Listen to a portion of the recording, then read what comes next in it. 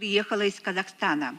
Если в Казахстане есть независимая судебная система и у граждан есть право на справедливое судебное разбирательство, может господин омбудсмен, господин Ластаев и делегация Казахстана ответить на вопрос всем, почему? Первое. Почему в Казахстане есть политические заключенные? Сейчас их 23 человека. Где беспристрастность суда от политического заказа? Второе. Почему два лидера политических партий находятся под арестом? Это Марат Джаланбаев и Нуржан Альтаев. А третьему лидеру Демократической партии Казахстана Жанбулату Мамаю суд запретил писать книги, считая это политикой. Где независимость суда?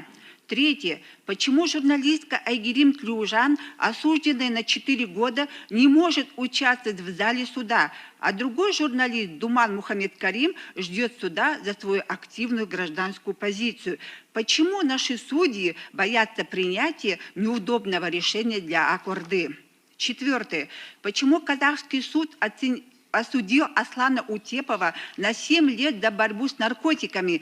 При этом суд не учел ни одного ходатайства, ни его адвоката, ни самого подсудимого. Почему сейчас в суде активист-блогер Нурлан Ханатов с отчаянием взывает к полному и объективному судебному разбирательству?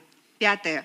Почему наш суд отправил в тюрьму на 5 лет Доната Намазбаева до публикации в социальных сетях, а художник Даурен Макин осужден на 7 лет за свои мысли и свободу вероисповедания? Где право на справедливое судебное разбирательство? Шестое. Осужден активист за земельные вопросы Карастай Аширбеков. И суд не увидел всю сфабрикованную фабулу дела, где спецслужбы использовали провокацию как секс с женщиной. К сожалению, такие провокации с неугодными становятся нормой в Казахстане. Седьмое. Почему наш самый гуманный суд делает преступниками активистов Казиева и Еркына, Кылышева Кайрата, ожидает суда Симбай Аскар? Почему наши суды не пользуются доверием общества?